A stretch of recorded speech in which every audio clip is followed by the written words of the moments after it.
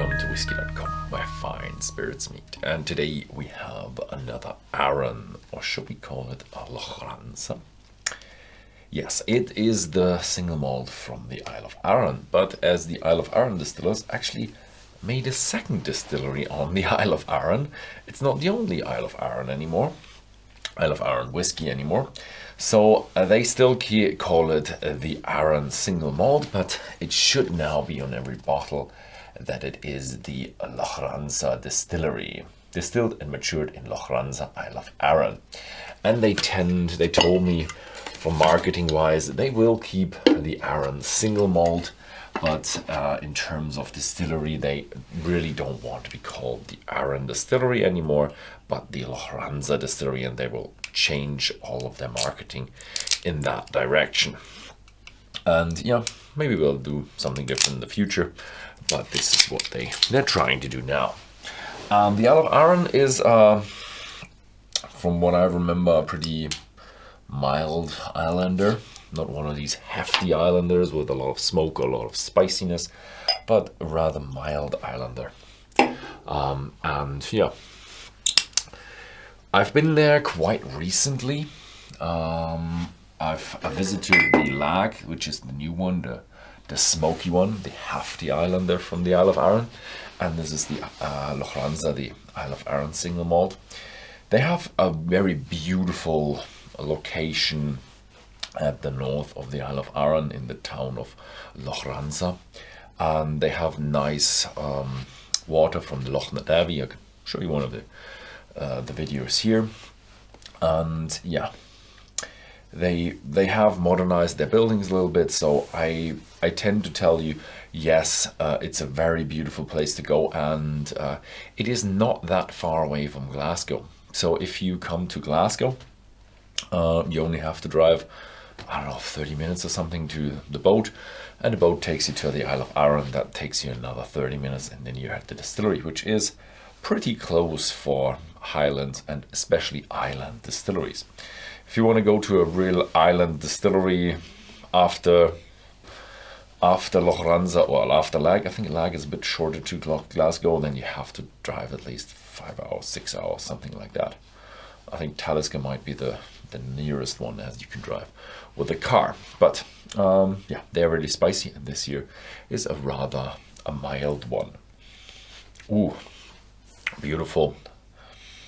It's the Arran Barrel Reserve. Let's have a look what we have here. 43% American oak natural color. Yeah, and that really feels like a American oak natural color.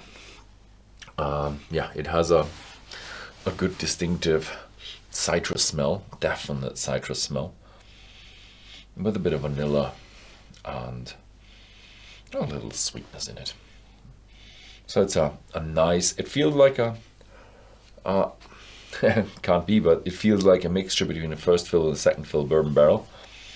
More on the refill, on the second fill. But it is a barrel reserve, so I guess, is it a single barrel or is it just a barrel reserve? I guess it can be a mixture, but maybe they just got really good second fills or weak first fills. Yeah, this can't be a first fill.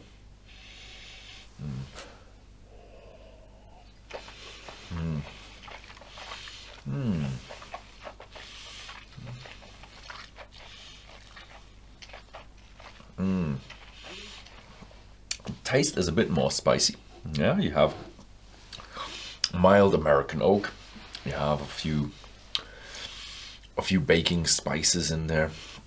A little bit of a nutty note, of a hazelnut walnut note. It is in there in your mouth for quite some time, but not too long.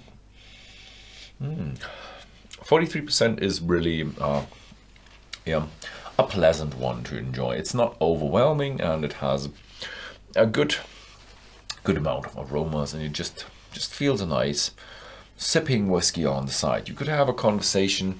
It's not too demanding. It's relaxing. It's nice, but it gives you a bit of a a bit of a feeling that you can enjoy, and it's not. It doesn't feel cheap. It feels premium, and it feels nice to sip on the side if you don't want to have something too intense.